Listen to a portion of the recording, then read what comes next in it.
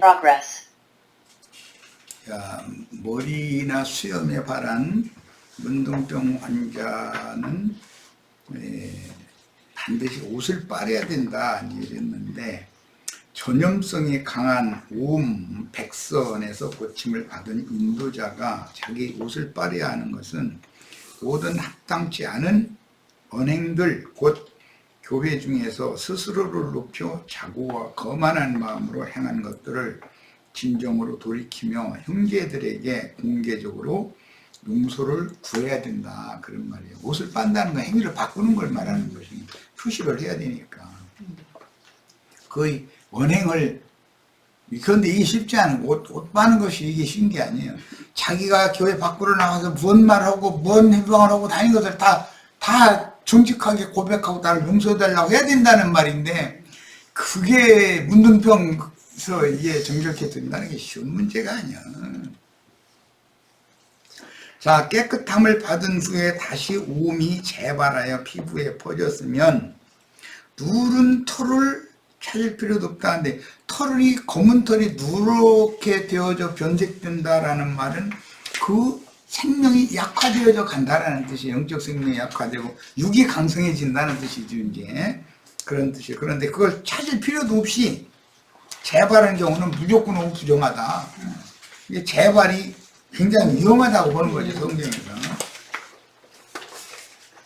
그런데 뭐 우리나라 말로는 재벌을 캐줘 뭐 이런 말이지. 그 사람은 안 된다 이러는데 재벌을 캐줘 뭐 이러지. 헛된 본의의식 때문에 교회에서 스스로 머리가 되기를 원하다가 형제 자매들에게 그렇게 큰 부끄러움을 당했음에도 얼마 지나지 않아 옛버릇이 다시 나온다는 것은 그의 몸에 밴 구원의 의식을 도저히 치유받을 수 없는 자로서 공개적으로 그의 부정함을 교회에 공포하고 출애시켜야 한다는 뜻입니다. 참 이게 참 교회의 질이라는 신기하니. 자, 이제 8번 항목입니다. 옴자리에서 검은 털이 돋아 나와. 그럼 이건 치료받았다는 증거다, 이제. 인도 직분을 위임받은 은사자에게 발했던 영적 교만함이 생명의 능력으로 치유되고 있음을 의미하는데, 새 털이 나오는데 검은 털이 나온다라는 것은 새 생명이 소성된다라는 걸 보여준다는 거죠. 옴자리는 악성 나병의 병균이 빨리 전염되게 하는 강한 전염성을 가진 악한 영과 정신을 상징하며, 검은 털이 자라는 것은 생명의 능력이 그 심령과 마음에서 새롭게 소성함을 받는다. 그 영혼이 지금 새 생명으로 올라온다는 것이죠. 그러려면 이렇게 다 돼야 되는데, 나 이거 정말 내가 이런 거요 이런 잘못을 교회에 해코지를 이렇게 많이 하고 뒤에 가서 전화질로 뭔 얘기하고 다 나 잘못했으면 날 용서해 주세요, 이렇게 뭐 검은 털이 나오는 거거든. 그리고 수염만 잘린 게 아니라 머리털도 너 밀어, 그럼 온 전신을 털을 다 밀어라. 머리털이라고 내려놔두면 안 되지. 자기 자존심은 놔두고 나머지는 밀어. 이거는 말도 안 된다 이 말이야. 싹 새로 밀고 검은 털이 새로 나야 된다, 전신에. 이게 완전한 치료죠. 8절, 남자나 여자의 피부에 흰색점이 바라는 경우, 이건 38절에 나오는 말씀인데, 가르치는 직분자든 배우는 신자들이든 자신도 맡겨주신 양육과 동일하게 죄질로 조성되고 영과 혼과 몸 전체가 불결로 조성된 죄인이었으나 다만 주님의 은혜로 말미암아 인도의 직분을 받고 주님께 헌신하게 되었음을 망각하고 스스로 의인이 되어, 그 바리새인들의 특징이 이런 거였었죠. 자기는 다른 이들과는 달리 특별한 사람이라고 과시하려는 병에 걸렸다. 세상에서는 이런 사람 뭐 꼴값도 안 해 걸리지. 이런 증상이 깊은 사람은 사람들한테 다 멸시당해. 이런 자기가 뭐나 되는 것처럼 이렇게 괜히 누가 그냥 묻지도 않는 말 그냥 자기를 높여달라는 그런 어떤 은근한 그런 압력을 넣으려고 그러고, 그러면은 사람들이 하여튼 사람이 참 덜 떨어졌어 이렇게 말하지, 그 사람이 굉장한 사람이 이렇게 인정 안 해주는 거거든. 과대망상증. 그러니까 과대망상증이야. 맞아. 여기 그거는 피부에 흰색점이 검은 털이 나와야 되는 흰색점으로 나타나는 것은 과대망상증. 나는 자칭의인이다. 나는 이렇고 너희는 다 나와 다르다 이런 생각이고, 그건 악성 문병이죠. 그 다음에 이제 9번 항목에 피부에 뚜렷하지 않은 검은색이나 흰색이 난다. 자신의 상태를 정확하게 진단할 수 없으나 신성한 생명이 유지되고 있는 상태다. 검은색이나 흰색이, 이게 검은색이요 흰색이요 뚜렷하지가 않네. 그런 경우는 사실은 신성한 생명이 죽어간 것은 아니고 유지는 되고 있는 것이다. 이게 아직은 부정한 것은 아닌데 위험 소지는 많은 사람이 이게 좀. 자, 10번에는 저절로 된 대머리, 그건 자연 탈모증. 그런 경우는 나병이 아니라고 그랬어요. 하나님이 머리를 빠지게 만든 거야. 그거는 어떻게 할 수 없는 거잖아. 지선으로 지 머리 빡빡 깎는 거하고는 다른 얘기지.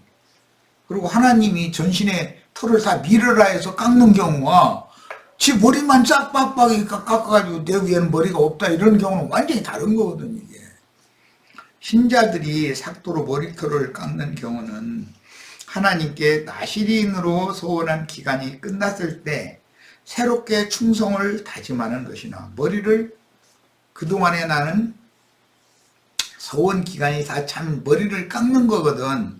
그럼 새롭게 출발한다. 새 생명으로 내가 하나님 앞에 새 삶을 살겠다라는 뜻으로 머리를 이제 자르는 건데, 그런 경우가 있고, 전신을 다 털을 다 밀어라 할 때는 전신을 다 밀려면 머리털을 보통 잘라야 되는 거죠. 그런데 아까 얘기처럼 딴 데는 다 잘라도 머리털은 못 자르는 사람이 있다는 거야. 나이가 정말. 그런 거 보고 참새가 죽어도 짹 하고 죽는다고 그렇게 말하지. 속담에는.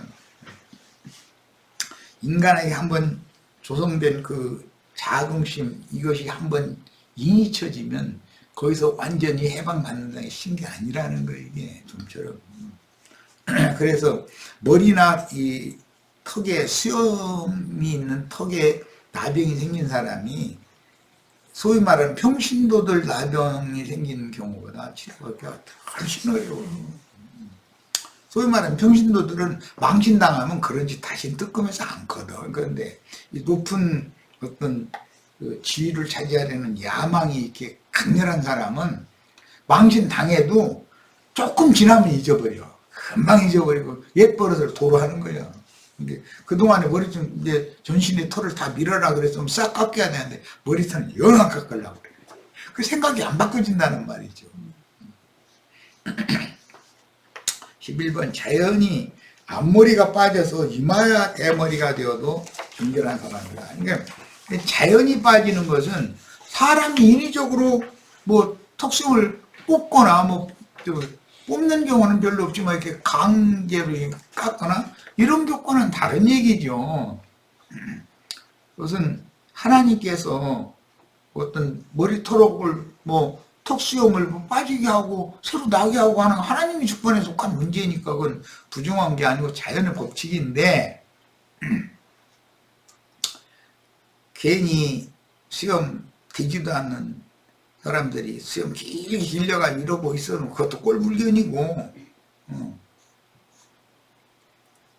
머리를 당연히 양머리를 인도하는 직분을 받은 사람은 하나님 앞에서 머리를 덮어야 되는 거거든. 나는 주님의 종이다라는 인식이 확실해야지. 내가 주인, 양머리 주인이 지가 아니잖아. 근데 자꾸 이래저래 세뇌시켜가지고 양머리들을 맹신자 되게 만들어가지고 자기한테 끄덕끄덕하게 만드는 이 재주가 있어 또 이 사람들은. 이거는 참 보통 문제 아니에요, 이게. 지금 뭐 전광훈이 예를 들어서 뭔 사정 때문에 그 목사님들을 못하게 생겼다 해가지고 자존심이 싹 내려놓을 것 같아요? 그게 절대 안 되는 거예요, 그런 사람들은. 이 생각이 안 바꿔지거든. 자, 그래서 자연스럽게 머리가 빠지는 것은 그 하나님께 영적인 정결함과 영적 구원의를 인정받은 것을 의미하며, 자칭 유대교인들이 인위적이거나 종교적인 이유로 머리를 밀어서 대머리가 되어, 종교적인 이유로 대머리는 것은 절간의 중들이 하여튼 아주 여자고 남자고 아니 거기는 절에 들어가면 머리 빡빡한 거 그건 싹발식 한다고 아주 난리요. 근데 이것은 세상에서 대통령을 저항할 때 모여서 머리 감는 의식을 해요. 삭발식. 그것은 뭐 거역한다 이 말이에요. 내 위에. 그걸 난 인정을 않겠다. 머리 빡빡 깎고 다 죽이려면 죽여라 이거야. 그런 걸 상징하는 거 이게. 그래서 하늘이 정한 그 권세를 거역하는 행위를 할 때는 머리를 미는 것으로, 셈족은 그건 당연한 그렇게 이해를 하는 거예요. 그런데 빡빡 깎은 그 중들 사람들은 하나님을 대적하는 짓을 하는 것이거든. 그게 세상 나라에서 뭐 대통령 뭐 막 자기 요구대로 안 하면 떼거리로 모여가지고 삭발식 해버려. 난 당신이 그 권세를 인정 안 한다 이 말이거든. 우리 주장을 안 들어주는 당신은, 나는 당신을 국가 지도자로 인정하지 않겠다. 그럴 때는 그 옛날에는 청와대 앞에 쭉 모여가지고 이거 머리깍 만져서 여자고 남자고 없이 그지도 앉았는 거예요. 그런 것을 거역이라는 게 거역.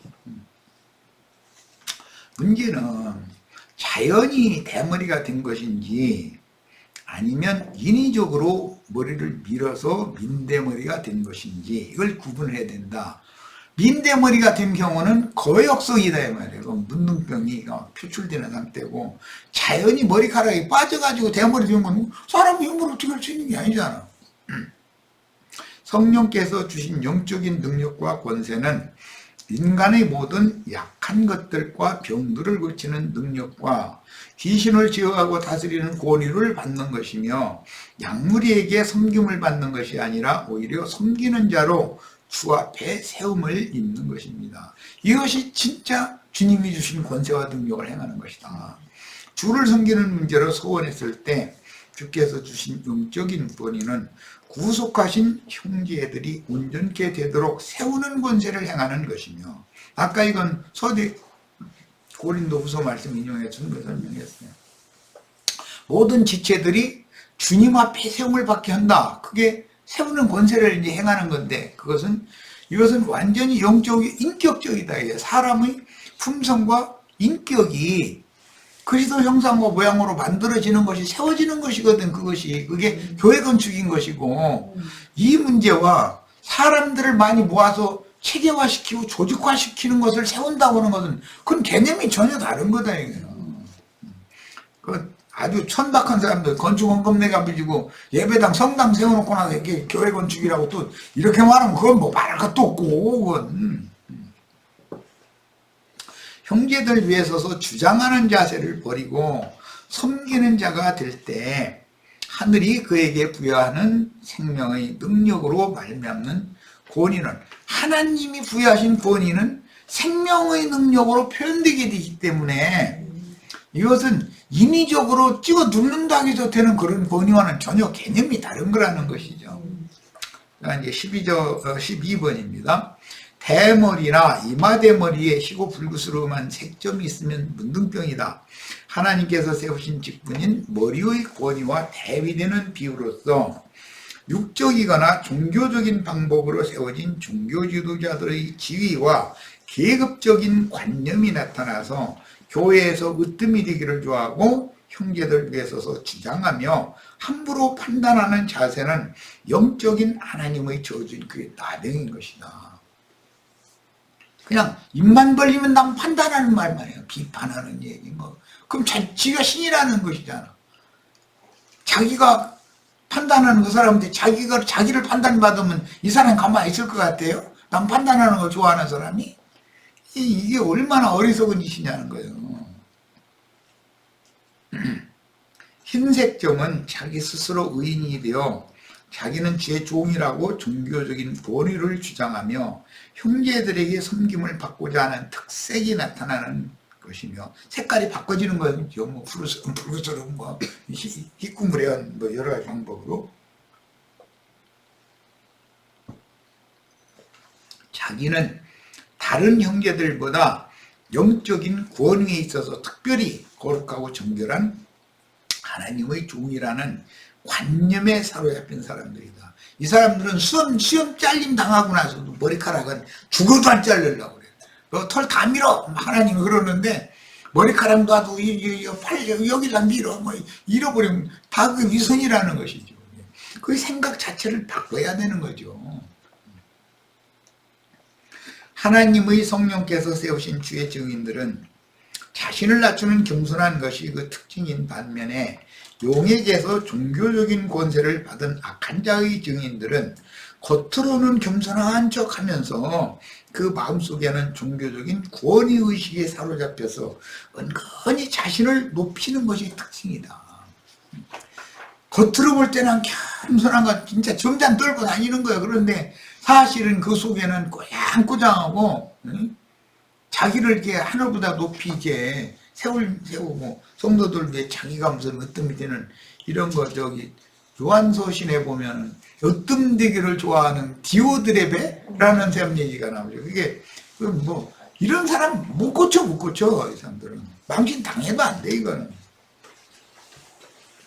불그스름한 색점은 육적인 야망과 혈기가 나타나는 것을 상징하는데, 그런 색깔이 나타나는 자들은 형제들을 함부로 대하고, 쉽게 사람의 화를 발동 내고, 또 뭐 그냥 자꾸 변하는 사람 보고 다혈질이라고 해요. 다혈질. 그것은 불그스름한 색점이 그냥 금방 나타났다가 조금 타들어갔다가 금방 나타났다 이러면, 변덕스럽기는 또 이 사람 무슨 재주로 이 사람을 이거 말려놔 이걸. 그런 자들은 형제들을 함부로 대하고 쉽게 정죄하는 등의 행위를 습관적으로 행하는데, 그 버리기가 된 거죠. 이제 이런 자들은 필연 스스로 모세의 자리에 앉아 하나님의 영광을 도적질하는 악하고 타락한 종교자가 되기 마련이다. 종교 지도자가 되기 마련이다.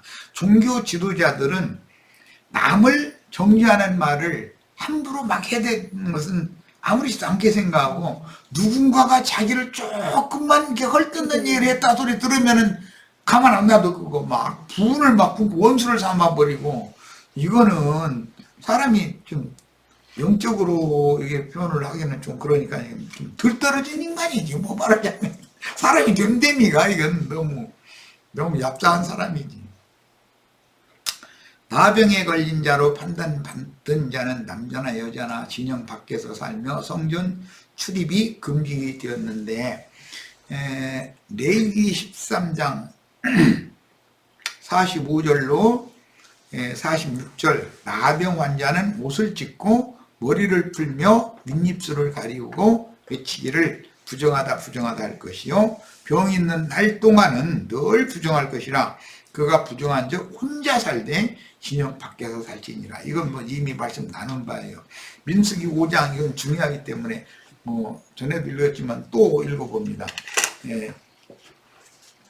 그 유대 종교인들이 하나님의 백성들을 출교시키는 그 조건이 있어요.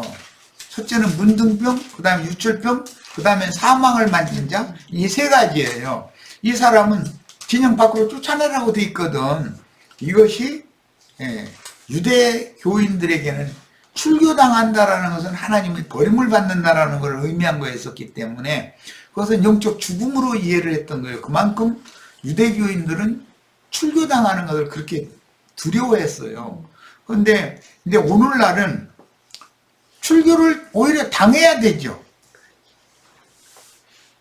배단위 사람들이 유대교 지도자들에게 출교당하지 않았으면 예수를 못 만나는 거잖아. 차라리 출교를 당해야지.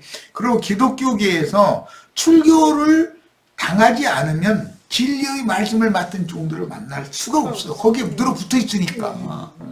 이게 이제 그 구약 시대의 출교와 오늘날의 그 상황이 바꿔졌다라는 거예요. 그리고 꼬장꼬장한 사람들끼리 출교시키고 출교당해도 출교당하면 뒤에다 이렇게 눈 한번 흘기고 나서 거기 저쪽으로 조금 돌리면 나 오라는 예배당이 땡땡 종치고 있으니까 이제 거기 가면 되는데 뭐 신경 쓸 거 하나도 없어. 그러면 그래서 목회자들이 신자들 출교도 못 시켜. 왜? 돈이 나가는 거거든. 그게 사람이 나가는 거거든. 나한테 들어야 되는 돈이 저 예배당으로 가는 얘기잖아 지금. 이게 무슨 교회 생활이냐 이 말이에요. 자, 민수기 5장 1절부터 4절 읽습니다. 여호와께서 모세에게 말씀하셨다. 이스라엘 자손에게 명령하여 모든 나병 환자와 유출이 있는 모든 사람과 죽은 사람 때문에 부정하게 된 모든 사람을 진영 밖으로 내보내게 해라. 그러니까 세 가지예요. 나병, 유출병, 죽음을 만진, 사망을 만진 사람. 너는 남자든 여자든 다 내보내야 된다. 그래서 여자도 포함됐기 때문에 미리암이 내보내져가지고 7일 동안 있었잖아요. 자, 그 다음에 너는 그들을 진영 밖으로 내보내어 내가 거하고 있는 그들의 진영을 그들이 더럽히지 않도록 해야 한다. 그들이 더럽힌다라는 것은 하나님을 거역하는 행위를 못하게 해라 이 말이죠. 하나님의 영광을 도적질하지 못하게 해라. 이스라엘 자손이 그대로 하여 그들을 진영 밖으로 내보냈다. 이것 때문에 베다니 마을이 형성이 됐었던 거예요. 자, 이스라엘 자손은 여호와께서 모세에게 말씀하신 그대로 하였다. 이게 문자대로 이렇게 해야 되는 거예요 또. 그런데 주님의 생각은 이들에게 출교당해서 베다니에 쫓겨나서 문둥이촌에서 사는 사람들을 불쌍히 여겨서 그들을 구원하러 오셨고 예루살렘에서 출교시킨 사람들을 구원한 것이 아니었다는 것이 이게 신약복음이 이 차이를 알아야죠. 그게 구약의 율법과 신약의 적용은 여기서는 완전히 정반대로 된다는 걸 지금 이제 이해를 해야 되겠어요. 자, 빨리 마치겠습니다. 유대교의 출애 율법인 민수기 5장 1절에 4절에 따른 율법 실행으로 베다니의 문둥이촌이 신약 성경에 게시되는데 이스라엘 민족은 총회에서 출애당하면 영적으로 하나님의 버림을 받는 것으로 인식했으므로 두려워했습니다. 이건 에덴 동산에서 아담과 하와를 쫓아내고 가인을 쫓아내고 그 하나님 임재처소에서 쫓겨나는 것이단 말이에요. 그런데 실제로는 에덴 동산에서 쫓겨나야죠. 에덴 동산에 그냥 있으면 뱀밥이 그렇지. 뱀은 중식도로 꿀 먹으라고 그랬는데 뱀밥이 되는 거예요. 그래, 이게 비밀이라는 거예요. 이 얘기를 지금 하려고 그러는 거예요. 유대인들을 쫓겨나는 걸 자기네 권세가 가졌다고 쫓아내는 일을 했지만 주님께서는 쫓겨난 사람들을 구원하고자 한다라는 거예요. 그래서 베다니 문둥이 사람들은 구원을 받고 쫓아낸 사람들은 지옥 자식으로 너희가 어떻게 지옥 판결을 피할 수 있느냐 해서 지옥 판결을 받아버렸다는 거예요. 이게 비밀이에요, 이게. 유대교 지도자들은 진영 안에서 나병을 진찰하고 치료시키는 권세를 행하면서 격리되어 고통 중에 살아가는 그들을 다시 찾아가서 치유해주고 하나님께로 인도하여 함께 어우러져 주님을 경배하며 찬양하도록 돕는 사명을 수행하지를 않았어요. 유대교인들은 제사장은 반드시 진영 밖으로 나가서 그 사람의 상태를 진찰하라고 돼 있거든. 그런데 쫓아내는 일만 하고 문둥이촌에 가지를 않는 거예요. 그 사람들 불쌍히 여기는 마음이 없다는 말이죠. 이것이 비밀이다. 에덴 동산에서 그러니까 쫓아내는 것은 하나님의 마음에는 쫓아냈지만 그를 불쌍히 여겨서 그를 구원해서 땅의 에덴으로 가는 게 아니라 하나님의 하늘의 하나님의 낙원으로 그 영혼을 데려가려 하는 것이 목적이었다라는 말이거든. 그런데 이게 복음의 비밀이 여기에 감춰 있는 거예요, 지금. 근데 쫓아내는 것만 좋아하는 사람은 그 사람은 이제 유대교의 관념이 깊어서 그러는데 자기가 이미 하나님께 쫓겨냄을 받았다는 의식이 없으니까 그렇죠. 신약시대의 교회는 율법교회와 하나님의 교회가 나눠지고, 율법교회들에서는 서로 경쟁적으로 교인들을 자기의 배당으로 이끌어 이익의 도구로 사용하므로 더러운 이익의 재료로 삼어 영혼들을 교인들이 편리대로 자기가 원하는 성당, 기분 내키면 나 이 성당에 갈 거야, 이 예배당에 갈 거야, 자기가 골라 잡아 지가. 그러니까 쫓아내도 아쉬울 것이 하나도 없어. 쫓아내는 것은 진영 밖으로 7일간 쫓아내는 건 거의 쫓겨나가지고 자숙하면서 내가 잘못한 거에 대해 교만한 거에 대해서 뉘우치고 돌이켜서 정상적으로 생명을 회복하게 해서 돌아오라는 뜻으로 쫓아낸 건데, 그럼 네가 나를 쫓아내? 나 이번에 11조 지난달에 어쩐지 내기 싫더라 그래가지고 와놓은 거 이것까지나 저쪽 예배당에 갔다 이렇게 이런 거요.